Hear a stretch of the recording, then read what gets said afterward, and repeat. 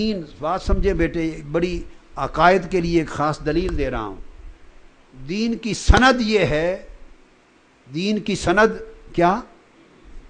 افراد ہیں، قرآن نہیں ہے۔ دین کی سند رجال ہیں، کیا کیا ہیں؟ رجال ہیں، قرآن نہیں ہے۔ قرآن تو ہر شخص بیان کر رہا ہے، تو سند قرآن کی آیت نہیں ہے، چونکہ وہ تو جہمیوں نے بھی بیان کی، معتزلہ نے بھی کی، خوارج نے بھی کی، مرجئہ نے بھی کی، اشاعرہ نے بھی کی، اہل تشیع نے بھی کی، اہل سنت نے بھی کی، اور اب قادیانیوں نے بھی کی، اور گمراہوں نے بھی کی، اور اہل حق نے بھی کی۔ قرآن کی آیت تو وہ تو مصدر ہو گیا، تو سند کیا ہوا کہ دین میں درست بات، قرآن کی درست بات کس کی ہے؟ فرمایا امن تاخذون دینکم، بندے کو دیکھو جس بندے سے لے رہے ہو۔ تو دین کی سند رجال اور افراد ہیں، کتابیں نہیں ہیں۔ اس لیے آپ شیوخ سے لیتے ہیں، مشائخ سے لیتے ہیں، اکابر سے لیتے ہیں، کہ اکابر، شیوخ، مشائخ، اولیاء، متقین، صالحین، ان کا دین میں وہ کہتے ہیں نا تم شخصیت پرستی کرتے ہو، ایسی شخصیتوں کی باتیں کرتے ہو۔ تو یہ بیٹے مثلا جو باب بنایا یہ مسلم شریف ہے، صحیح مسلم، نوٹ کریں، کیا؟ صحیح مسلم۔ تو صحیح مسلم نے اس کے ابتدا میں جو آپ کا جو خود مقدمہ لکھا ہے، امام مسلم نے جو مقدمہ لکھا ہے صحیح مسلم میں، اس کے اندر باب بیان کیا ہے، باب وجوب الروایت عن الثقات، روایت کو ثقہ لوگوں سے، دین کو ثقہ لوگوں سے روایت کرنا، ثقہ لوگوں سے لینا، یہ ایک باب قائم کیا ہے۔ اس باب میں چل کے آگے فصل نمبر 5 آئی ہے، باب و بیان ان الاسناد من الدین۔ اب بیٹے میں آپ کو بتا رہا ہوں اسناد کیا ہے۔ سمعت عن فلاں قال سمعت عن فلاں قال سمعت عن فلاں ہوا قال روالی فلان روالی فلان روالی فلان سمعت عن ہو یقول ہکذا سمعت عن فلاں، یہ جو فلاں ان فلاں ان فلاں ان فلاں، یہ جو بندوں کے نام ہیں، فرمایا بندوں کے نام یہ دین ہے۔ کہتے ہیں نا شخصیت پرستی ہے، اولیاء علماء انہی کے تذکرے کرتے رہتے ہیں۔ امام مسلم کہتے ہیں تمہیں کیا خبر، یہی تو دین ہے۔ اسناد کیا ہے؟ حضور کا فرمان اسناد میں نہیں ہے، فرمان متن ہے۔ کیا؟ قرآن اور حدیث، جو کچھ آقا نے فرمایا وہ کیا ہے؟ متن ہے۔ اور امام مسلم ابھی متن کی تو بات ہی نہیں کرو، فرمایا متن کو قبول کرنا بھی ہے یا نہیں، اس کا انحصار اور اعتماد افراد پر ہے۔ افراد اگر معتمد قابل قبول ہیں تو متن قبول ہے، افراد قابل قبول نہیں تو متن قبول۔ تو گویا متن کا معتبر و معتمد ہونا افراد کے معتمد ہونے پہ دلالت کرتا ہے۔ یہ بیٹے خاص بہت قوی دلیل دے رہا ہوں، پہلے شاید آپ کے لکھنے میں پڑھنے میں کبھی نہیں آئی ہے، اس سے استنباط کرنا۔ اس لیے اللہ پاک نے فرمایا اہدنا الصراط المستقیم، ہمیں سیدھی راہ دکھا۔ تو سیدھی راہ کی اللہ نے جو پہلی تعریف کی وہ قرآن اور سنت کے متن پر نہیں کی، افراد پر کی، کیا؟ شخصیات پر کی۔ تو صراط مستقیم کو اللہ نے شخصیات پر قائم کیا، صراط الذین انعمت علیہم، سیدھی راہ دکھا۔ باری تعالیٰ سیدھی راہ کی تعریف بھی کر دے کہ سیدھی راہ کون سی ہے، فرمایا میرے ان بندوں کی جن پر میں نے انعام کیا۔ یہ نہیں فرمایا کہ سیدھی راہ میرے انعام کی راہ ہے، یہ نہیں فرمایا کہ سیدھی راہ میرے انعام کی راہ ہے، میری نعمت کی راہ ہے، سیدھی راہ ہدایت کی راہ ہے، قرآن کی ہے، نبیوں کی ہے، حدیث کی ہے، سنت کی ہے، یہ نہیں فرمایا۔ ہدایت اور نعمت کو اللہ نے پرسونیفائیڈ کر دیا، منتقل کر دیا ان دا فارم آف پرسنز۔ تو گویا اللہ نے فرمایا کہ صراط مستقیم سیدھی راہ قرآن اور حدیث کی نہیں، کیا؟ بلکہ ان لوگوں کی جو قرآن اور حدیث کو اٹھا کے ہم تک پہنچانے والے ہیں۔ تو فرمایا جن پر میرا انعام ہوا ہے ان بندوں کی راہ، تو اللہ تعالیٰ نے گویا دین اور ہدایت کو اور صراط مستقیم کو اللہ نے خاص کر دیا، مقرون کر دیا، جوڑ دیا شخصیات کے ساتھ۔ یہ اس سوال کا جواب ہے جو کہے جی آپ شخصیت پرست لوگ ہیں، شخصیتوں کی باتیں کرتے ہیں، شخصیتوں کی باتیں کرتے ہیں، تو ان کو کہیں کہ کریں کیا؟ قرآن نے اپنی کتاب کے پہلے باب میں اپنی تو راہ ہی نہیں دکھائی، شخصیتوں کی راہ دکھائی ہے، کہاں جائیں؟ اس نے یہ تو نہیں کہا کہ صراط الذین انعمت علیہم، کہا کہ میرے انعام یافتہ بندوں کی راہ، یہ نہیں کہا صراطی یا صراط رسولی، اہدنا الصراط المستقیم، صراط رسولی یا صراط القرآن یا صراط السنہ یا صراط الحدیث یا صراط طاعت الانبیاء یا صراط حکمی ہدیتی ہدایتی، اس نے تو یہ کچھ بھی نہیں کہا۔ قرآن کا مقدمہ سورہ فاتحہ، جیسے ہر کتاب کا مقدمہ ہے تو قرآن کا مقدمہ کیا ہے؟ اللہ کی کتاب کا مقدمہ سورہ فاتحہ، پریفیس، جہاں اس نے پہلی بات کی تو پہلی بات میں اللہ نے جو ہدایت کی تعریف کی ہے اللہ نے، وہ فرمایا میرے انعام یافتہ بندوں کیا، رجال کی بات کی ہے۔ تو یہ وہی چیز ہے، اس لیے امام مسلم باب قائم کرتے ہیں بیٹے، بیان ان الاسناد من الدین،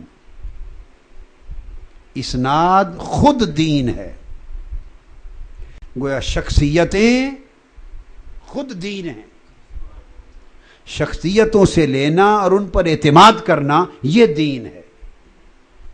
اسناد کیا ہے؟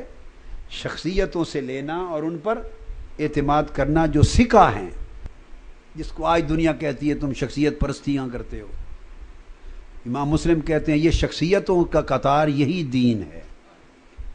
فانظروا امن تاخذون دینکم، دیکھا کرو دین کن سے لے رہے ہو۔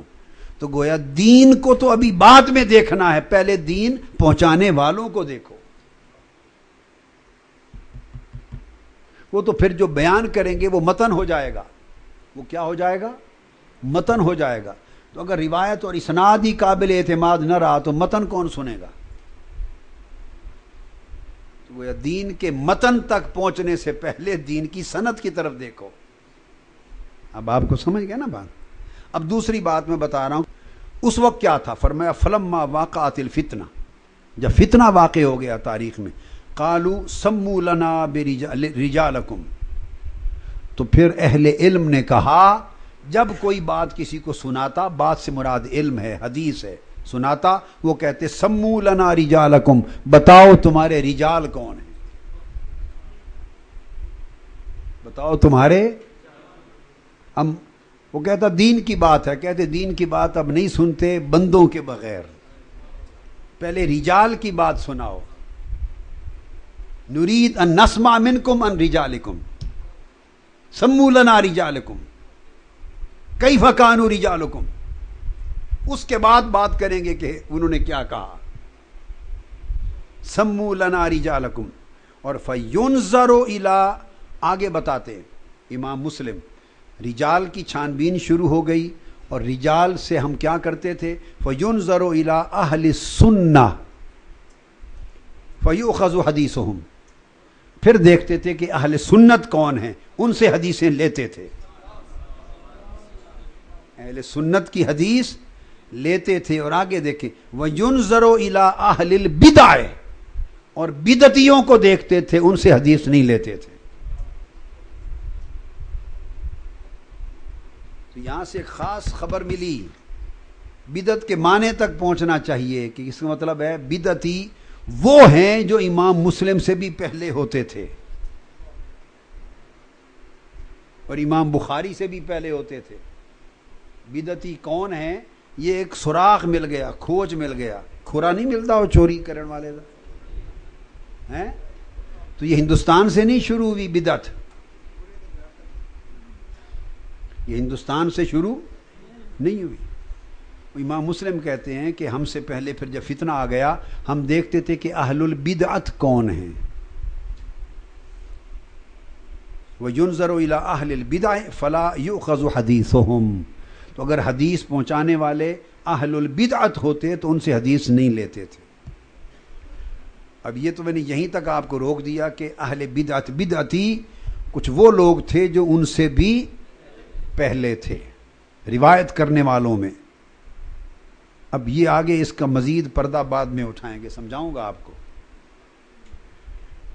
تو اس وقت یہ سمجھا رہا تھا بیٹے کہ یہ جو افراد کو دیکھنا ہے، یعنی دین میں شخصیات کا اعتبار اور اعتماد، یہ سلسلہ ہے، یہ دین ہے۔ آگے روایت کرتے ہیں کہ حدثنی محمد بن عبداللہ بن قوزاد من اہل مرو قال سمعت عبدان بن عثمان یقول سمعت عبداللہ بن المبارک، حضرت عبداللہ بن مبارک سے روایت کیا، امام مسلم روایت کرتے ہیں، یقول الاسناد من الدین، اور یہ امام عبداللہ بن مبارک جن سے امام مسلم یہ روایت کر رہے ہیں، یہ اس زمانے کے سب سے بڑے اکابر صوفیاء میں سے ہیں۔ سب سے اکابر بولیے صوفیاء میں سے۔ بائی دی وے ایک بات آ گئی درمیان میں، موضوع وہ بعد میں سبجیکٹ ایک دن آپ کو دوں گا، میں نے یاد ہے کل کہا تھا کہ ایک دن پورا امام اعظم ابو حنیفہ پر پڑھاؤں گا، اور صرف ان کا مقام حدیث میں، وہ جو طعنہ ہے حنفیوں پر اس کے خاتمے کے لیے، ان کا مقام حدیث میں، کہ وہ حدیث کے کتنے بڑے امام ہیں، اس پر ایک دن آپ کو پڑھاؤں گا۔ اور پھر امام اعظم کی مسند کی بھی آپ کو اسناد دوں گا، متصل الی الامام الاعظم، اپنی سند امام اعظم تک متصل، اسانید امام اعظم تک متصل۔ یہ طعنہ امام اعظم پر کہ بخاری مسلم نے ان سے حدیث نہیں لی، یہ ایک بہت بڑا طعنہ ہے۔ کیا طعنہ ہے؟ اس پر گفتگو کروں گا۔ اس طعنے کے جوابوں میں ایک جواب یہ ہے کہ امام اعظم سے تو نہیں لی، امام اعظم کے شاگردوں سے لی ہیں۔ کیا؟ امام اعظم کے، جن کو امام اعظم نے بنایا ہے ان سے لی ہیں، تو امام اعظم کو اس قابل نہیں سمجھا کہ ان سے لیں، ان سے نہیں لی، یہ طعنہ ہے۔ تو حضرت عبداللہ بن مبارک یہ امام بخاری کے بھی شیوخ میں سے ہیں، امام بخاری نے بھی ان سے لی، اور امام مسلم کے بھی شیوخ میں سے ہیں، اور یہ امام اعظم ابو حنیفہ کے تلامذہ میں سے ہیں۔ عبداللہ بن مبارک امام اعظم کے تلامذہ میں سے، یہ بات لکھ لیں، سمجھ آ گئی نا؟ تو امام اعظم کے تلامذہ میں سے امام عبداللہ بن مبارک بھی ہیں، جن سے امام بخاری اور امام مسلم نے روایات لی ہیں، اور یہ امام بخاری مسلم کے شیوخ ہیں۔ تو امام اعظم بخاری اور مسلم کے کیا ہوئے؟ دادا استاذ، دادا شیخ ہوئے۔ شیخ و شیوخ البخاری والمسلم، امام اعظم کیا ہیں؟ ہوا شیخ و شیوخ البخاری والمسلم، لکھ لیں۔ چلے جی، وہ فرماتے ہیں الاسناد من الدین، الاسناد من الدین کے پھر فرمایا انہوں نے کہ اسناد دین ہے۔ فرمایا لولا الاسناد لقال من شاء ما شاء، اگر اسناد نہ ہوتا تو جس کی جو مرضی میں آتا وہ کہتا پھرتا۔ آگے امام مسلم نے اور روایت بیان، یقول سمیعت عبداللہ، آگے پوری روایت دے کر، یقول بیننا و بین القوم القوائم، یعنی الاسناد۔ اس طرح وہ سارا اسناد کا پورا بیان کرتے چلے جاتے ہیں۔ اور صرف جو نقطہ سمجھانا تھا بیٹے یہ کہ اسناد کی جب بحث ہوگی، دوسرے لوگ اسناد پر بڑی بات کرتے ہیں، شخصیات کی نفی کرنے والے، شخصیت پرستی کا طعنہ دینے والے آپ سے زیادہ سند کی بات کرتے ہیں، ٹھیک ہے؟ بس میں نے اسی سے جواب نکال کے دیا آپ کو طعنہ دیتے ہیں کہ آپ کو علم اسناد نہیں آتا، اور آپ کے پاس سندیں نہیں ہیں، اور آپ کو سند کی خبر ہی کوئی نہیں، اور اسماء اور رجال کا کوئی پتہ نہیں ہے، آپ کو رجال کا علم نہیں ہے، آپ کو طعنہ دیتے ہیں، اور وہ کہتے ہیں رجال اور اسناد کا سند علم ہمارا سارا ہمارے پاس ہے۔ درست ہے، یہ غلط دعویٰ مان لیا، مگر اسناد پر بھروسہ کرنے والے آپ کو شخصیتوں کا طعنہ دیتے ہیں، اور ان سے پوچھو اسناد ہے کیا، وہ شخصیت پرستی کا نام ہے۔ اسناد کیا ہے؟ شخصیت پرستی کا نام ہے کہ بس بندے کو دیکھ کر اگر وہ قابل قبول ہے تو جو بات کہہ رہا ہے قبول ہے. اسی کو شخصیت پرستی کہتے ہیں نا. اندھا دھند مان لینا. یہ بات کس نے کہی؟ یہ کس نے کہی؟ فلاں نے کہی. اچھا فلاں نے کہی، سراکم قبلت. اس کو کس نے بتائی؟ فلاں نے، وہ بھی سیکھا ہے، قبلت. اس کو کس نے بتائی؟ فلاں نے بتائی، ماشاءاللہ وہ بھی سیکھا ہے، قبلت. تو ساری بات، اگلا مضمون جو قبول ہو رہا ہے آنکھیں بند کر کے، وہ صرف شخصیتوں کے اعتماد پر. تو شخصیت پرستی اور کیا ہوتی ہے؟ سجدے تو کرتا کوئی نہیں ہے نا بھائی، پرستش بمانا پوجا تو کوئی نہیں ہوتی. یہی ہے نا کہ اندھا دھند شخصیتوں کی بات مانتے ہیں، یہی ہے نا. تو سارا علم حدیث کیا ہے؟ اندھا دھند شخصیتوں کی بات ماننا. کل بخاری مسلم سیاہ ستہ سب کچھ کیا ہے؟ سارا سند، علم الاسناد، یہ سب کچھ کیا ہے؟ علم الروات، علم الرجال، علم الاسناد، سب کچھ کیا ہے؟ اندھا دھند آنکھیں بند کر کے معتمد شخصیتوں کی بات مان لینا بس.